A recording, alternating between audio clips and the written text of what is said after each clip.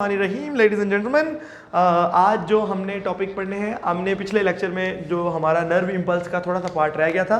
क्या हुआ बेटा, रो रही हो? कंडक्शन का जो पार्ट थोड़ा सा रह गया था वो हमने पढ़ना है, और साइनेप्स को हमारा जो आज का मेन टॉपिक है इसमें थोड़ा सा रह गया था। But I want to tell you, हमने एक नर्व इम्पल्स के बारे में पढ़ा, तुम तो नहीं थे।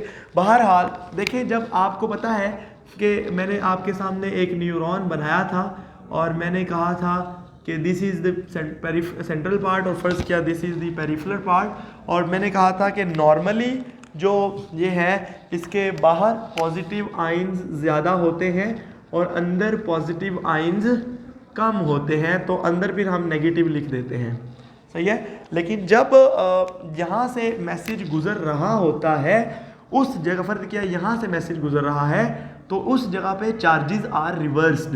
और क्यों रिवर्स हो जाते हैं वो मैंने आपको पिछले लेक्चर में बड़ी डिटेल में बता दिया था। मैं सिर्फ आपको दो बातें उस वक्त, क्योंकि टाइम बहुत कम था, तो वो दो बातें बता रहा। ये जो याद रखें, यहाँ तक अगर फर्ज किया मैं एक ग्राफ आपके सामने बना देता हूँ, तो इस साइड पे मैं लिख देता हूँ जी टाइम, ठीक है, और इस साइड पे फर्ज क्या लिख देता हूँ पोटेंशियल, ठीक है, या difference of the charges, electrical potential, जो भी आप लिखना चाहे पसंद करें। तो अब पोटेंशियल जो है वो कितना होता है, याद रखें। नॉर्मल जो फ़र्ज़ किया मैं यहाँ पे लिख देता हूँ, तो इट्स -100 फ़र्ज़ किया, इट इज़ -200, ये -50, फिर ये सिफर आ गया, 0 आ गया, ठीक है, ये -150 आ गया, फिर ये -200, सही है ना, 50-50 का फ़र्क है जी। 0 आ गया, फिर 0 के बाद आ गया +50, ठीक है, थोड़ा सा ज़्यादा फ़र्क भी आप, मतलब ये मैंने इनके दरमियान में थोड़ा सा गैप कम ही दिया है। तो अगर आप गौर करें तो नॉर्मल जो पोटेंशियल होता है वो इतना होता है, अगर आप जब मेजर कर रहे होंगे तो वो -70 मिली वोल्ट होता है। फिर जब नर्व इम्पल्स गुजर रही होती है इतने हिस्से में, तो वो अचानक 50 मिली वोल्ट तक शूट करता है। ये थोड़ा सा बढ़ा ही देते हैं, मतलब ये क्या है, -100, ये है जी -50, ये है जी 0, और ये है +50, तो वो शूट करता है इतना +50 तक, ठीक है, और फिर वो वापस फौरी आ जाता है और दोबारा -70 पे चला जाता है, सही है। इस पॉइंट पे आपको पता है कि पॉजिटिव चार्जेस बाहर ज़्यादा है, अंदर ये कौन सी जगह हो गई, ये रेस्टिंग है, अभी न्यूरॉन के अंदर से कोई चीज़ पास नहीं कर रही, ठीक है। फिर अचानक से जब नर्व इम्पल्स आता है तो चार्जेस रिवर्स होते हैं, उस वक्त ये पोटेंशियल शूट अप कर जाता है, इसको हम कहते हैं एक्शन पोटेंशियल, और इस प्रोसेस को कहते हैं डीपोलराइजेशन।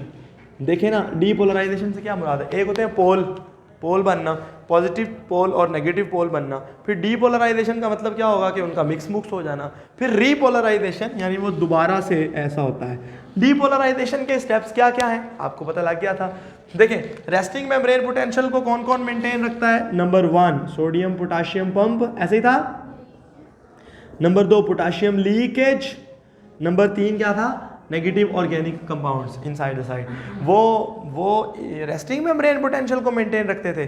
जब डीपोलराइजेशन हो रही होती है तो आपको चीज़ों का पता है कि जी मेम्ब्रेन गुजरती है, परमिएबिलिटी बढ़ती है, इंक्रीज कर जाती है, सोडियम गेट्स खुलते हैं, सोडियम रश करती है, चार्जेस सारे रिवर्स हो जाते हैं, और +50 का इस प्रोसेस को डीपोलराइजेशन। और जब ये हो चुकी होती है तो वो वापस जो ये रीपोलराइजेशन करता है, यानी कि वही जो ये वाले स्टेप्स हैं ये दोबारा एक्टिवेट होके इसको वापस उसकी रेस्टिंग फेज में ले आते हैं। इसके लिए मैं एक एग्जांपल दिया करता हूँ कि फर्ज कि आपके पास एक स्क्रीन है, और उस स्क्रीन के ऊपर जब आप एक निशान मारते हैं तो वो सिर्फ वक्ती तौर पे थोड़ी सी देर के लिए वो निशान रहता है, पीछे मिटता जाता है। इस तरह की एक स्लेट भी आई थी, वो जो लिखते हैं उसके ऊपर तो वो ऑटोमेटिकली पीछे वो थोड़ा सा ऐसे वो खुद ब खुद ही ख़त्म होती जाती है स्याही, तो वो जब आप लिखते जाएंगे वो पीछे से खुद ब खुद ख़त्म होता जाएगा। आप समझे, उतने से टाइम के लिए आप एक लाइन मारें, और जब वो लाइन इधर से गुजरती जा रही है और पीछे से वो रिकवर होता जा रहा है, जब लाइन बज रही है, चल रही है, तो फिर वो क्या हो गया, दैट इज़ दी डीपोलराइजेशन, और वापस उसको दोबारा रिवर्स किया जा रहा है, दिस इज रीपोलराइजेशन, और दोबारा से रेस्टिंग पोटेंशियल आ जाता है।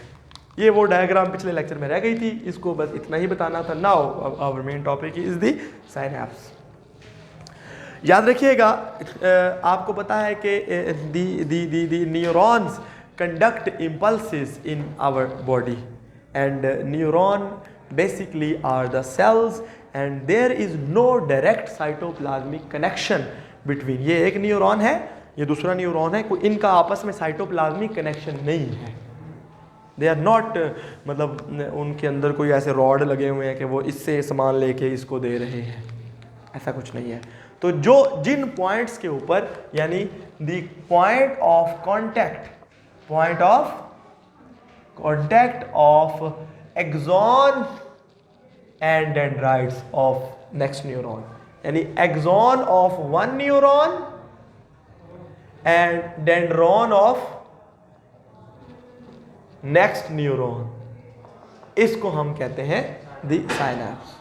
सही है ना जी। आपको इस बात का अच्छी तरह पता है कि भाई एक न्यूरॉन का जो एक्सॉन होगा, फर्ज किया ये मैं मतलब सिर्फ समझाने की खातिर इस तरह बना रहा हूं, तो फर्ज किया जी ये है, तो अब आप समझे कि मैं इसको ओपन करूंगा, ये एक्सॉन है, मैं इसको आपके सामने खोल के ज़रा इतना बड़ा बयान कर दूंगा, ये है वो पॉइंट ऑफ कांटेक्ट। सही है। और इसके अगला न्यूरॉन, उसका डेंड्रॉन फर्ज किया ये है, समझ रहे हैं बात को आपको। तो डेंड्रॉन की मेम्ब्रेन और ये एक्सॉन की मेम्ब्रेन। सही है। नर्व इम्पल्स यहाँ से आ जाएंगे, फर्ज किया वो यहाँ से ट्रैवल कर रही है और वो इस तरफ को आ रही है नर्व इम्पल्स। अब ये नर्व इम्पल्स जब इस पॉइंट ऑफ कांटेक्ट पे पहुंचती है तो ये डायरेक्ट दूसरे न्यूरॉन में वो इम्पल्स को ट्रांसमिट नहीं किया जा सकता। ठीक है। तो तरीकाकार क्या होता है, इस पहले मैं इसको लेबल कर लेता हूं, आपको समझ आए। ये क्या है, एक्सॉन। ठीक है। उसके अलावा जी ये क्या है, प्री साइनेप्टिक मेम्ब्रेन। क्या कहेंगे, ये वाली मेम्ब्रेन। मैं इसको थोड़ा सा सीधा बना देता हूं, ये देखें, समझ रहे हैं ना बात को। और इसे कहेंगे पोस्ट साइनेप्टिक मेम्ब्रेन, और ये जो जगह है इसे कहेंगे साइनेप्टिक क्लेफ्ट। सही है। यानी एक प्री साइनेप, यानी ये समझे मेरा एक बाजू एक न्यूरॉन है, मेरा एक हाथ दूसरा न्यूरॉन है, और इनके दरमियान जो खाली जगह है दैट इज साइनेप्टिक क्लेफ्ट। थोड़ी सी होती है, मैंने काफ़ी बड़ी इसलिए बनाई कि मैं समझाना चाहता हूँ। सही है। अब हमें, यानी अगर सिंपल सी बात करें तो शुरू कहाँ से करना है, ऊपर लिखनी है साइनैप्स की डेफिनेशन, फिर लिखना है कि जी the neurons there is no cytoplasmic connection, यानी समझ रहे हैं ना बात को, पहला पॉइंट आ गया, फिर no cytoplasmic connection between the neuron के अंदर साइटोप्लाज्मिक कनेक्शन नहीं होता। तो फिर सर कैसे मैसेज जाते हैं, साइनैप्स से एक न्यूरॉन के साइनैप, यानी ये साइनैप्स के पॉइंट के ऊपर एक न्यूरॉन से दूसरे न्यूरॉन में इंपल्सेस कैसे मूव करती हैं, ये असल बात है। इस कॉन्सेप्ट को पढ़ाने के लिए मुझे आपको एक केमिकल के बारे में बताना पड़ेगा, एक चीज़ के बारे में बताना पड़ेगा। उन्हें हम कहते हैं न्यूरोट्रांसमीटर्स। क्या कहते हैं, समझे, ये एक तरह के हार्मोन्स होते हैं, but not exactly the hormones. Nervous system के हार्मोन्स कह सकते हैं आप, एंडोक्राइन सिस्टम के नहीं, नर्वस सिस्टम के हार्मोन्स कह सकते हैं। ये वो केमिकल्स होते हैं जो एक न्यूरॉन से दूसरे न्यूरॉन के अंदर मैसेज को ट्रांसमिट करते हैं। मतलब ये है कि ये मेरा बाजू इधर से कुछ केमिकल्स रिलीज करेगा, वो केमिकल्स इस बाजू में जाके उसी इंपल्स को दोबारा उसी इंटेंसिटी के साथ जनरेट कर देंगे। यानी they will attach to the receptors present on this दूसरे वाले न्यूरॉन, यानी प्री साइनेप्टिक मेम्ब्रेन से कुछ केमिकल। अब मैं थोड़ा सा आपको बता, इसमें ये माइटोकॉन्ड्रिया है फर्ज किया, और मैंने आपको कहा था माइटोकॉन्ड्रिया पूरे एक्सॉन्स में होते हैं। इसके अलावा कुछ राइबोसोम भी हैं, कुछ ज़्यादा नहीं। इसके अलावा कुछ खाली थैलियाँ हैं, कुछ वेजिकल्स हैं, वो हैं तो बड़े छोटे छोटे दाने से, पर मैं थोड़ी सी बड़ी बनाऊंगा, ये समझ लें आप, ये समझ जाए। इनके अंदर कुछ केमिकल्स हैं। सही है। इनको हम कहते हैं the vesicles containing the neurotransmitters। In vesicles में वो केमिकल होते हैं जो अगले न्यूरॉन्स में जाके क्या कर देते हैं, मैसेज को ट्रांसमिट करेंगे। समझ गए आप बात को। अब वापस न्यूरोट्रांसमीटर पे आए, ये वाली बात पे, यानी अब मैं यहाँ पे लिखूंगा क्या, तो दीज आर दी, यानी यहाँ पे बाकी सारी चीजें भी हैं, these are the chemicals which transmit the nerve impulse into next neuron. याद रखिए ये दो तरह के होते हैं, ये इंटरेस्टिंग बात है। पहले मैं आपको ये बता देता हूं, फिर उनके ऊपर आ जाएंगे। देखिए होता क्या है, कॉन्सेप्ट क्या है, ये जो ब्लैक केमिकल्स हैं, दे विल बी, ये वाले, ये यहाँ पे वेजिकल नज़दीक आएगी और यहाँ से अपने इधर रिलीज़ कर देगी न्यूरोट्रांसमीटर्स। अगर मैं इसको ऐसे समझाऊं तो समझे, ये है pre synaptic membrane, pre synaptic membrane, ये है पोस्ट साइनेप्टिक मेम्ब्रेन, और ये है साइनेप्टिक क्लेफ्ट। ठीक है जी, ये है वो वेजिकल, जब मैसेज आता है ये वेजिकल्स क्लोज आ जाती हैं और एक्सोसाइटोसिस के जरिए मेम्ब्रेन के अंदर फ्यूज होती हैं और अपने न्यूरोट्रांसमीटर को इस साइनेप्टिक क्लेफ्ट के अंदर फेंक देती हैं। और वो साइनेप्टिक क्लेफ्ट के जो अंदर जो न्यूरोट्रांसमीटर्स जाते हैं, वो अगली मेम्ब्रेन के ऊपर पड़े हुए रिसेप्टर्स के साथ अटैच होते हैं और उनके अंदर एक केमिकल मैसेज, यानी एक नर्व इंपल्स जनरेट कर देते हैं। समझ गए भाई? केमिकल मैसेज नहीं, उनको नर्व इंपल्स जनरेट, समझ रहे हैं ना बात को? यानी अब अगर आप स्टार्ट कहाँ से करें, फिर से दोबारा से मैं बताता हूँ, फिर हम एंड में इसको सम अप कर देंगे। Synapse are the points where the point of the contact between axon of the one neuron and dendron of the next neuron. There is no direct cytoplasmic connection between the two neurons, but there are small gaps which are called synaptic cleft, and that point of contact is called the synapse, consisting of a presynaptic membrane of axon, axolemma का part है, the postsynaptic membrane and the synaptic cleft. When the impulse reaches the synapse, the certain chemical containing vesicles, यानी neurotransmitters containing vesicles fuse with the presynaptic membrane and release the neurotransmitters into the synaptic cleft. ठीक है जी? अब वो सारे के सारे synaptic cleft में ये आ गए, and then those neurotransmitters they attach to the receptors present in the next neuron, यानी post synaptic membrane, and then they start the impulse in the next neuron. अच्छा, ये बात तो आपको लग गई पता। अब जो न्यूरोट्रांसमीटर होते हैं ना, वो दो तरह के होते हैं, याद रखिएगा। ये इस पे आ जाते हैं दोबारा। एक न्यूरोट्रांसमीटर को हम कहते हैं एक्साइटेटरी और दूसरों को हम कहते हैं इनहिबिटरी। एक्साइटेटरी न्यूरोट्रांसमीटर, ये देखिए बड़ा अल्लाह ने क्या सिस्टम बनाया। देखो मुझे गल सुनो, एक न्यूरॉन से दूसरे न्यूरॉन में यहां तक इंपल्स आ गई है, ये इंपल्स आ रही है जी, ये इस तरह आ गई, सही है। अगले न्यूरॉन में ट्रांसमिट होनी चाहिए या नहीं होनी चाहिए, ये एक बात पे डिपेंड करता है। अगर सिंगल इंपल्स आई है ना, सही है, सिंगल इंपल्स जो है is not transmitted.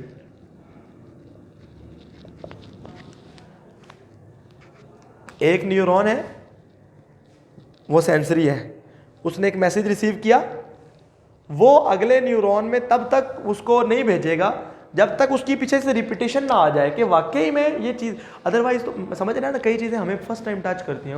मैं ऐसे गुजरा हूँ, अपना हाथ मेरी इसको तार को लग गया, लेकिन ये हाथ इतनी स्ट्रॉन्ग से लगा है, अगर ये बिल्कुल लाइट सा लगता तो मुझे फील भी नहीं होता। क्यों नहीं होता? क्योंकि मेरे न्यूरॉन, एक न्यूरॉन में तो वो इंपल्स आ गई थी, रिसेप्टर ने एक न्यूरॉन को तो दे दी थी, अगले न्यूरॉन में वो तब तक नहीं देगा जब तक पीछे से रिपीटेड स्टिमुलस नहीं आती। इसको क्यों कहते हैं? मुझे एक बात बताएं बेटा, अगर हम यहाँ पे बैठे हैं और हर वक्त हमें फील होता रहे कि हम बैठे हैं, या मुझे इधर से कोई बैक्टीरियम या हवा के अंदर डस्ट पार्टिकल मेरे फेस के साथ टकरा रहे हैं, तो थोड़े थोड़े, अभी एक तो हवा तेज़ नहीं है, आराम आराम से टकरा रहे हैं, तो मुझे अगर ये बार बार फील होता रहे तो क्या मैं सही ज़िंदा रह पाऊँगा? मेरा तो दिमाग ख़राब हो जाएगा। सही है ना? इससे बचने के लिए क्या है कि जब तक एक लफ्ज़ होता है, याद रखिएगा, इसे एक चीज़ कहते हैं थ्रेश, या ये वाली बात मैंने आपको पहले भी बताई हुई है, थ्रेश होल्ड स्टिमुलस, याद है? यानी एक स्टिमुलस का अगर अपने नॉर्मल से, यानी एक लेवल होता है, इस लेवल से छोटी स्टिमुलस होगी उसको ऊपर भेजा ही नहीं जाता। समझ आ गई बात की?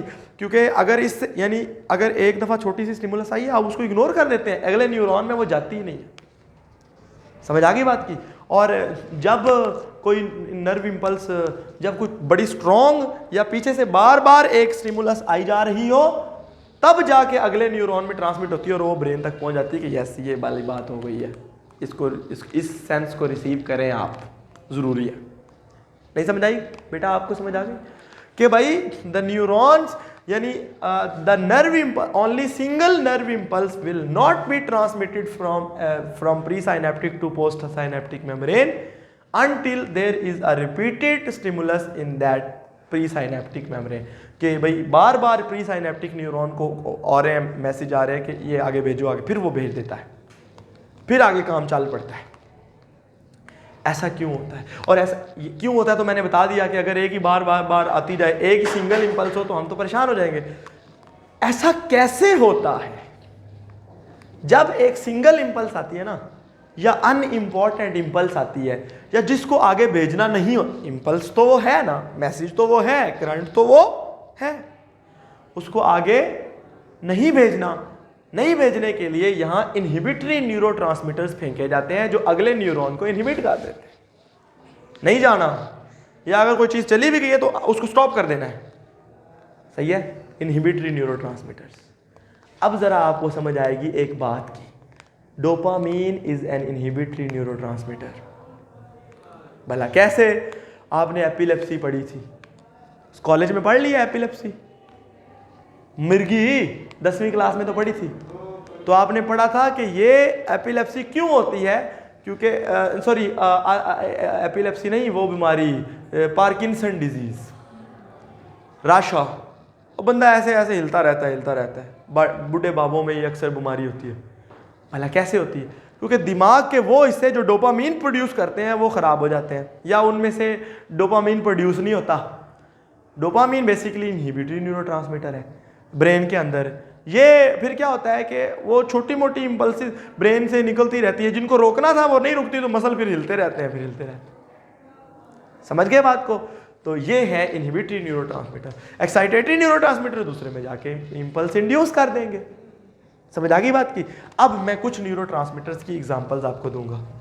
Outside the central nervous system, brain और स्पाइनल कॉर्ड से बाहर सबसे ज्यादा इंपॉर्टेंट इज द एसिटाइलकोलिन। ऐसा ही है, एसिटाइलकोलिन एक, यानी ये एक न्यूरोट्रांसमीटर है जो कि outside the central nervous system सबसे ज्यादा इंपॉर्टेंट है, पाया जाता है एक न्यूरॉन से दूसरे न्यूरॉन में मैसेज करने के लिए।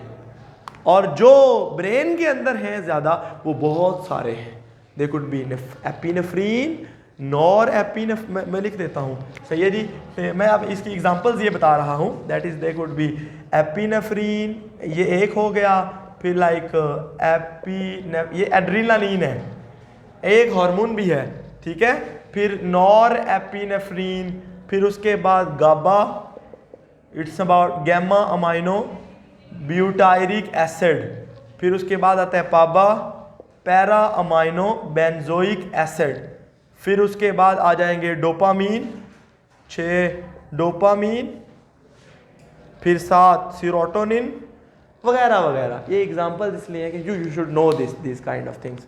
और अगर आप इन न्यूरोट्रांसमीटर्स का रोल इंटरनेट पे सर्च करके पढ़ लेना, तो डोपामीन एक हैप्पीनेस के लिए होता है, सीरोटोनिन भी इसी तरह से, सीरोटोनिन हैप्पीनेस के लिए होता है। इसी तरह कोई, मतलब अगर आप इनका रोल इन द ब्रेन पढ़ लें तो आपको समझ कई दफ़ा आ जाएगी कि हमारी साइकाइट्री, यानी ब्रेन या बॉडी के अंदर केमिकल्स चेंजेस की वजह से हमारे बिहेवियर में क्या चेंजेस आई हैं, तो आपको अंदाज़ा हो जाएगा।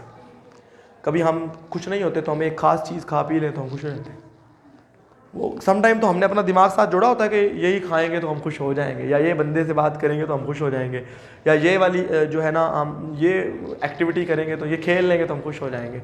वो एक अलग बात होती है क्योंकि हमने अपने माइंड को इस तरह से ट्यून किया होता है। लेकिन कई दफ़ा ऐसा होता है कि आपको जो दवाइयाँ दी जाती हैं जो आपके स्ट्रेस को डाउन करती हैं, आपको यानी एक बहुत बड़ा स्ट्रेस में है उसको परेशानी को कम करने के लिए जो दवाइयाँ दी जाती हैं, they basically those things they interfere with the different kind of neurotransmitters in our body, in our brain and in our nervous system, जिससे क्या होता है कि हमारी वो केमिकल सारी फिजियोलॉजी बदल जाती है, जिसकी वजह से हम एक स्ट्रेस सिचुएशन से बाहर आ जाते हैं। कोई क्वेश्चन है तो प्लीज़ बताएं।